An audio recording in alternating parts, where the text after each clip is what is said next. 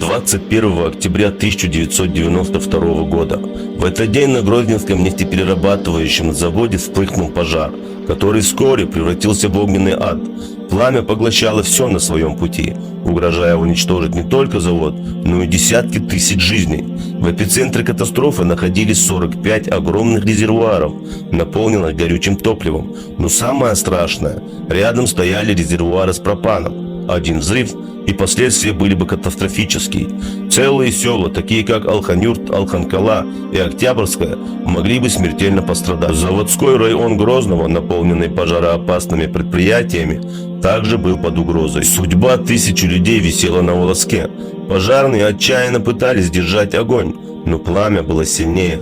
Оно неумолимо приближалось к резервуарам с газом. Единственная надежда спасти город и его жителей заключалась в том, чтобы перекрыть задвижку трубопровода, ведущую к этим резервуарам. Но задвижка находилась в самом центре бушующего пожара, там, где каждый шаг мог стать последним. Это была смертельная миссия. Никто не смог бы выжить в этом огне.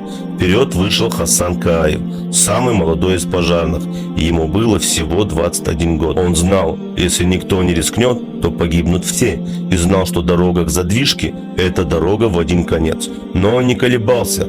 Хасан бросился в самое сердце пламени. Его лицо уже было обожжено первым взрывом, его тело знало боль огня, но он пошел вперед, преодолевая невыносимую жару и дыхание смерти.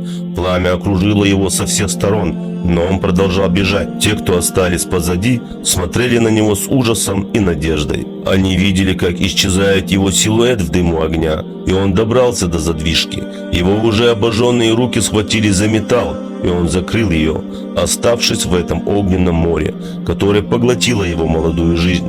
Катастрофа была предотвращена.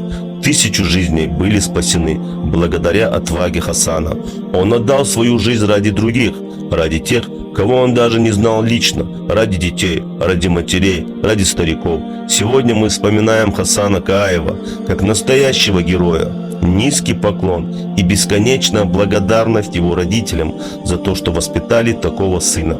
Да будет доволен тобою Аллах, а мы будем помнить тебя вечно.